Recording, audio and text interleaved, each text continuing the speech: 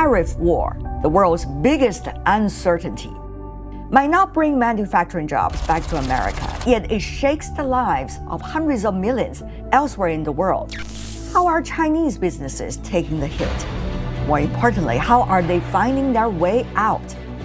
I have been traveling to China's business and manufacturing hubs, talking to many shop assistants, robot technicians, leading multi-channel network stars, and global textile gurus, amazed at how they are reinventing themselves out of the crisis into new horizons, survive and thrive, preparing for a better world.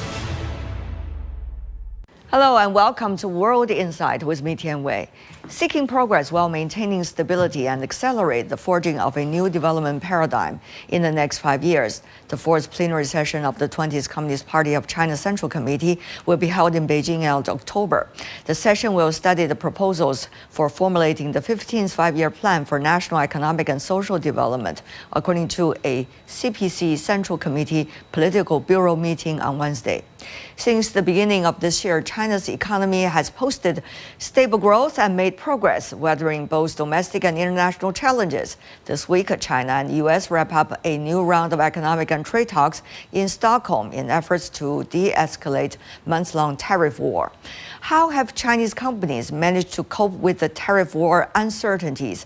How are Chinese manufacturers handling industrial upgrades? What's China's new development philosophy?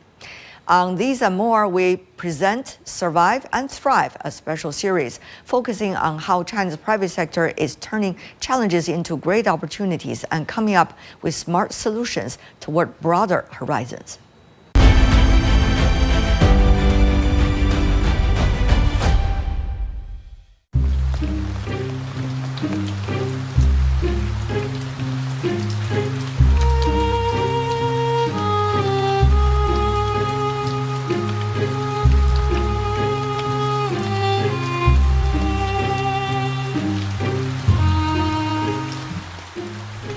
Shanghai, a place that boasts some of the most amazing stories of entrepreneurship in China's modern history. It's also home to the Yang family. Recently, I went to visit Marjorie Yang, the chairman of the Esquel Group, in her family courtyard. There, a lot of history. My grandfather was a recipient of the Boxer Rebellion scholarship. He started off at Tsinghua as the baby class.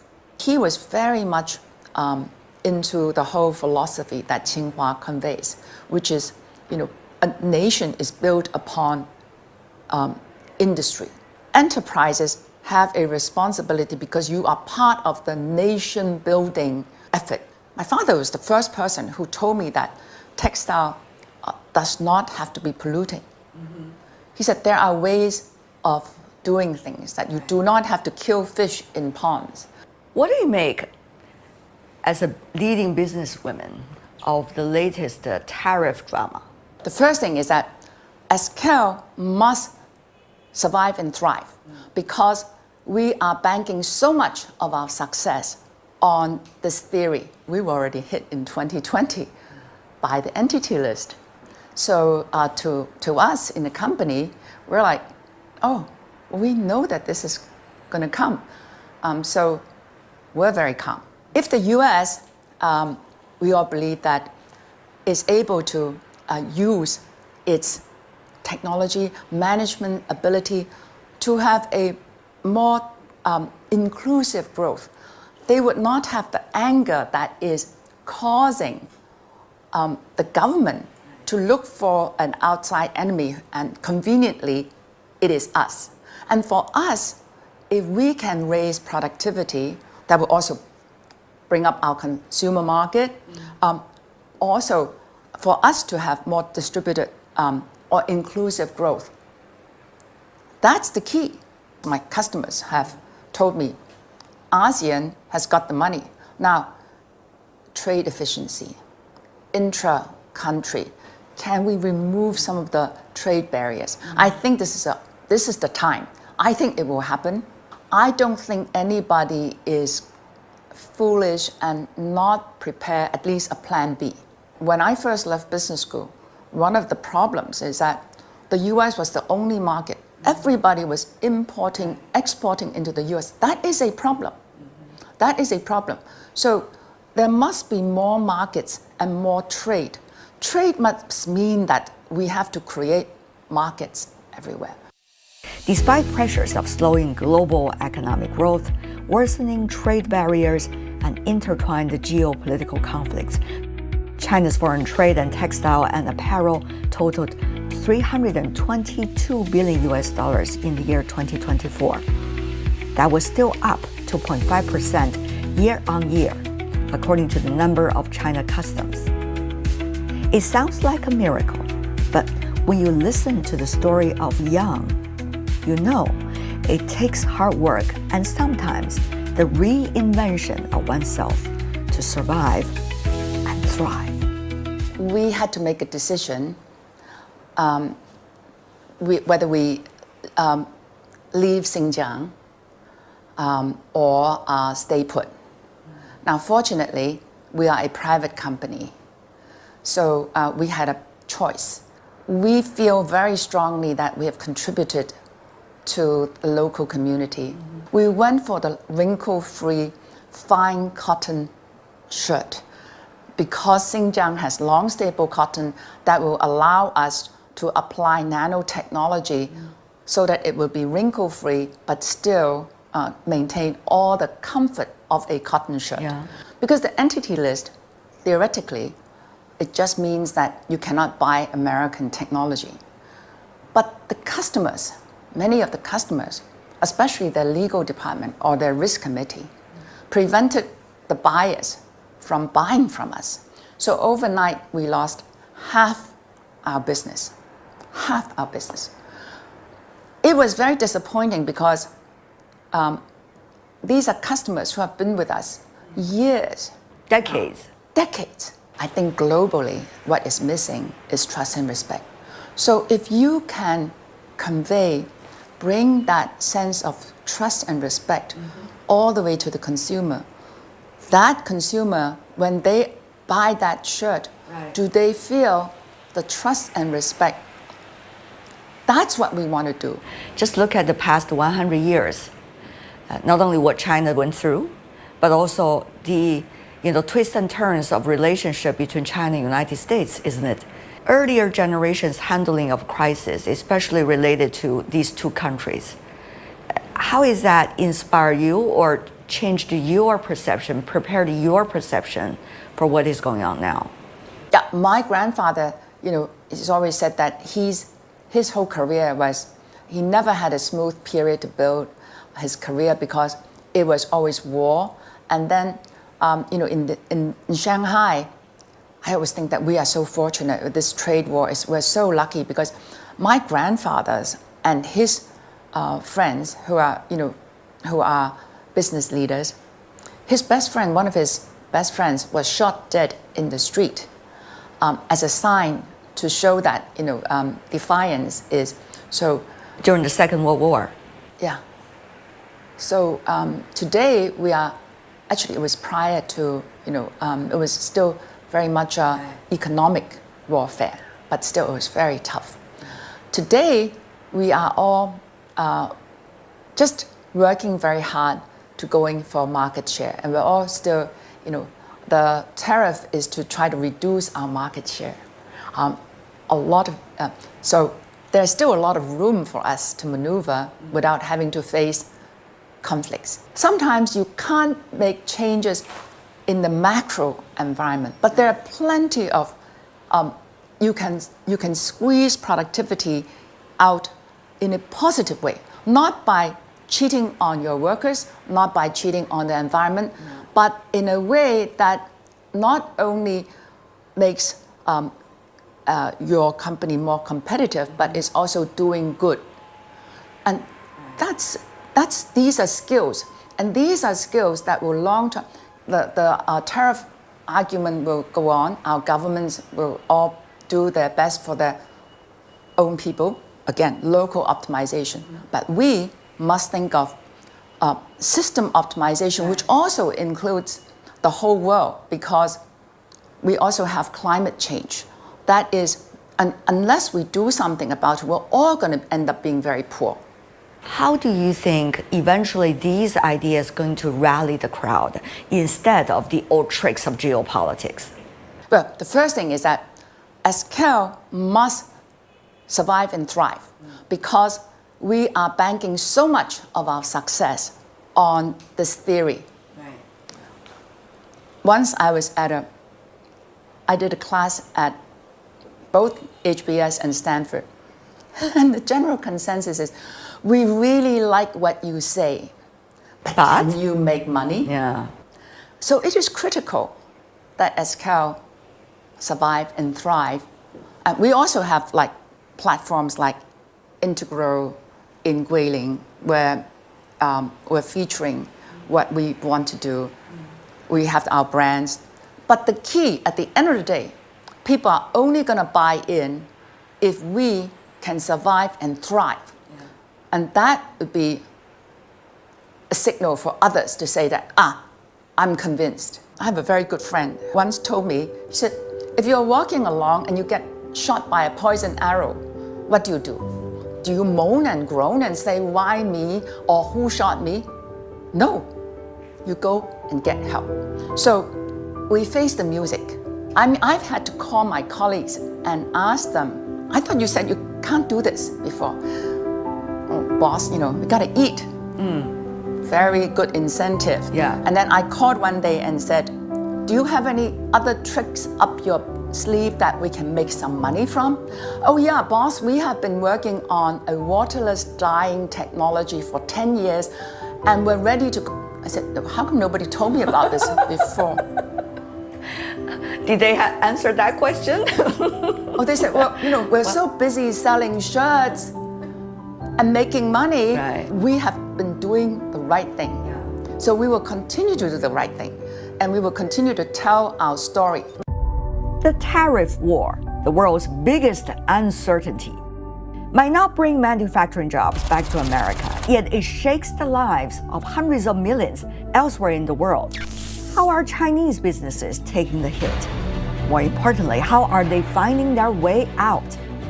I have been traveling to China's business and manufacturing hubs, talking to many shop assistants, robot technicians, leading multi-channel network stars, and global textile gurus, amazed at how they are reinventing themselves out of the crisis into new horizons.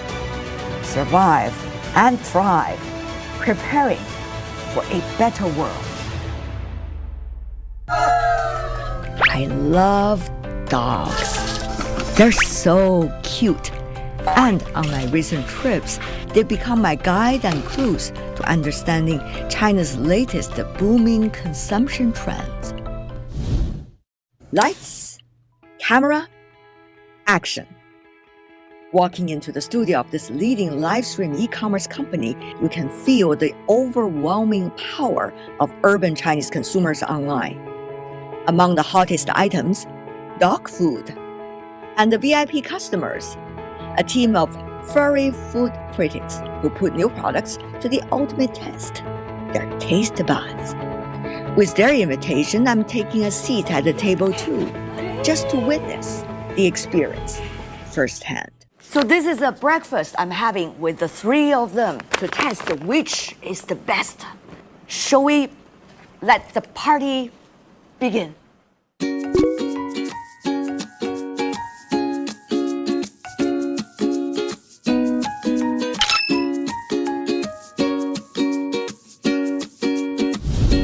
When tails wag and noses crunch up, you know it's a hit. Here, every lick, sniff, and slurp is pure market feedback. So, we got 4 bowls. Which one is the champion? This one takes first place today. This one comes in second. This one ranks third. And this one is in fourth place. Through this tasting, we can see how puppies make choices based on their sense of smell and taste. It shows that most of them tend to prefer wet food. The second one is xiandou, a type of soft food that's quite common in China. We can also see that they like this kind of product. The other two are air-dried foods, representing both overseas and domestic varieties. It seems that meat sourced from overseas may also be something the puppies prefer. As for the last one, it appears to be relatively less favored among the products offered today. 谢谢 Icy, thank you. They're so cute. Live stream e-commerce has taken China by storm in recent years, becoming the latest fad for many to shop, not just for domestic brands but also international ones. Founded in 2014 in Shanghai, the MCN that I visited has become one of the most popular players in this booming market. It now boasts 170 million users and partnerships with over 1,600 brands. A walk through one of the company's warehouses was overwhelming already. Literally, everything you could possibly need. Everything. Wow, I've seen so many products along the way. Yes, we have over 40,000 beauty products in our warehouse. For example, in the lead up to the major shopping festivals, we usually select over 500 items a day just in the beauty category. 那现在有一些 What kind of products most popular these days? There has been a clear trend in the past couple of years. We feel a growing confidence in domestic brands. First, domestic brands have been improving with better technology. More and more Chinese brands are developing their own ingredients and moving towards a more ingredient-based and efficacy-driven strategy. Consumers are increasingly convinced that domestic products can be just as effective as international luxury brands. 除了国货以外呢，就是功效国货以外呢，第二个就是 Beyond just the functional benefits, consumers are also looking for products that offer emotional 情 value. 绪价值的产品里面，情绪价值其实挺多元化的。 It's actually quite diverse. For example, some products have exceptionally thoughtful design details. Take this makeup item. It's a small lipstick. 一支小的一支口红，但是它 The thoughtful designs make consumers feel happy during use. It's not just about applying makeup, it's also about the joy it brings. This reflects the self-reward consumption trend. 所以就是这种悦己的这种消费的。 These days, many products originally made for export to the U.S. are also trying to find a foothold in the domestic market. So, what kind of strategies are these manufacturers using? 现在的话， Right now, most of them are trying to build their own brands in China. 这个比较凸显的是，我们可以看到 Take this brush, for example. It's a beauty tool, and also some small makeup items. 之类的， In the past, they didn't really do any brand-oriented operations. But after pivoting to the domestic market and starting to focus on branding, they have seen very noticeable growth. 他们也是增长非常明显的。 In the past 20 years, and we have more and more domestic brands. They invested a lot on technology and on their quality. So today, the domestic product is not equivalent to low price but low quality. And they are bringing the consumer that the reliable quality and with cost competitive. So if we're looking forward to the next decades, we think that we should have opportunity that the deliver our new concept and a new brand mindset to the new customers, new consumers. They will get to know that the Chinese-made product, not only Chinese-made, but also Chinese created product will be suitable for their life every day. We have observed that globalization has become a fact. So for most of the international brands, they are not only making the product in one country. So they have their diversified strategies, and they have their factories in China, India, and maybe Southeast Asia and Africa, everywhere. So even if U.S. imposed the tariff on the product from one country, but it does not impact those global brands which they can supply their product from other countries. So this will not impact our supply to the China domestic consumers. And even if that we only have supply from one country, but today we have many other choices. We have multiple products that which can replace one single product from functionality and from whatever that the consumers they may need the product to fulfill the demand, right? They not only need one brand product. Right. Yeah. Now I'm in Hangzhou, where the future walks on 4 mechanical legs. Oh boy, I was really having some fun. Good boy. This is one of China's homegrown robotics innovators. These robots take the shape of man's best friend. They walk, jump, and yes, even carry me around. So now I'm standing on top of him. Let's see. 走吗？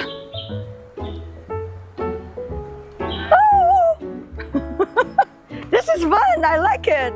So can we lower it? 我们把它降下来，可以吗？真棒。Very nice. I like this. This is Mr. What's Up.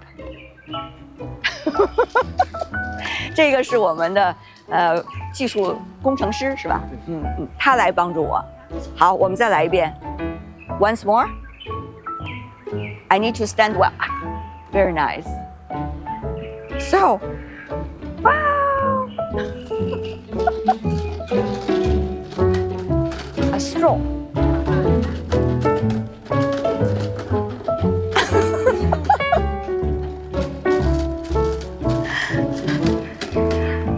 The most naughty one is the real dog.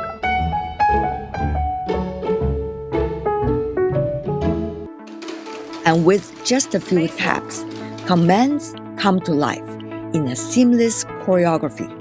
It's innovation in motion. 啊，这就是咱们的所有的。对，这个就是我。 This is our full robot family lineup. 这位是我们的那个人。 This one is our humanoid robot. For now, it's mainly used in education and research. This is the X30 we just saw. It's mostly used in industrial firefighting. The whole machine has an IP67 protection. Strong and stable. 对的，它更多现在面向的是。 It's mainly designed for emergency rescue, power inspection, and firefighting. 这个我也认识。哎，对，这个刚刚。 We also just saw it. This is our Light 3. It was originally developed for education and research. 但是现在其实我们发现它在一些。 But now, it's often used in performances and for interacting with children. 这个是最新的是吧？ 4月底刚发布的我们的。 This is our newly released Lynx M20. You can see it has 4 wheels. 它通过它的这个轮子加持呢。 The wheels allow it to move quickly on flat surfaces. And with its legs, it can also climb over rough terrain. 足的优势去攀爬。 I'm so happy to watch these robot dogs are having fun. It's also more than rewarding to grab a seat and meet the people behind them, the engineers who built them, and the marketers who brought them to the world's attention. We just focus our side, and we will also develop our many good suppliers. And most of all, we are open-minded to have more cooperation with other different companies and partners. And we are open to build this ecosystem, not to against someone to make a small group. We are open and we want to make this robot to really benefit for the human beings, especially for some dangerous environments to complement. Keywords here are 2. One is reliability. Yeah, because they need the robot to replace or collaborate with human being to improve the efficiency and reduce the cost. And the other keyword is accuracy. For robot, they will do the work exactly as the command. So we feel in US, customers are very happy with our robotic applications for not only ROI, return on investment, but also efficiency. Yeah. So what is it like, to have development stages all at the same time? First of all, we have more applications than the last mile applications. So that's for the inspection and the rescue mission, surveillance, and so many other applications. And we normally like this, we first develop the body, the platform, normally for the locomotion and perception. This is the body side. Yeah. And second, our partners, they will integrate their application or some software platform on our platform. So together we can make a whole solution for the end users. Talk about the applications. For example, retail, one of our segmentation industry use cases in the United States as well. So to avoid the data sensitive or some privacy issues, we focus basically at the beginning, we focus on to inspecting the goods. For example, in retail, like in supermarkets, in a lot of retail stores, our quadruped dogs can do inspection and do goods counting. Right. So the itself just focus on the goods itself, not to collect the data of the young people. There's a lot of talk about competition and even rivalry in the tech world.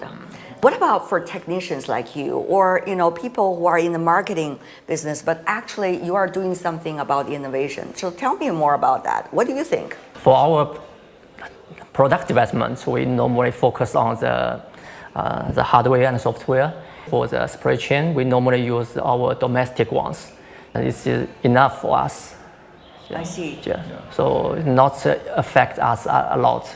I see. We are very expertise on our robotic AI platform, which is the locomotion and routing like Mr. Zhou just introduced. At the same time, in US, they have more software expertise company. They have their algorithm. United States today, they are very concerned about data security. So we rely on them to do the application layer. We want to deliver very strong and stable products to our end users. So this is our target. So I think in the future we will go on, continue to this path. There's a lot of debates even in the United States as to what the policy should be toward China, for example. Some would argue there needs to be a disconnect, a de-risking or decoupling. Others say if decoupled, it means only encourage China to do more innovation. I really wonder, how do you, as one of the leading unicorn here in China, think about this? Nowadays, the information transfer much faster than 20 years ago. So there's no way to stop the globalization, I think. The trade or the cooperation will make the market or the business more bigger. So I think cooperation is open to not some disconnect is better for the world. That we, especially for the young people and for like me, the technicians, for the developers, we really need to cooperate and to communicate, not disconnect. After chatting with them for a while, it becomes clear why, despite fierce global competition and the impact of geopolitics on tech products, they are doing remarkably well, not only surviving, but also thriving. From wagging tails to walking bots, from playful bites to innovative bites, this is the engine driving China's growth: smart consumption and pragmatic innovation.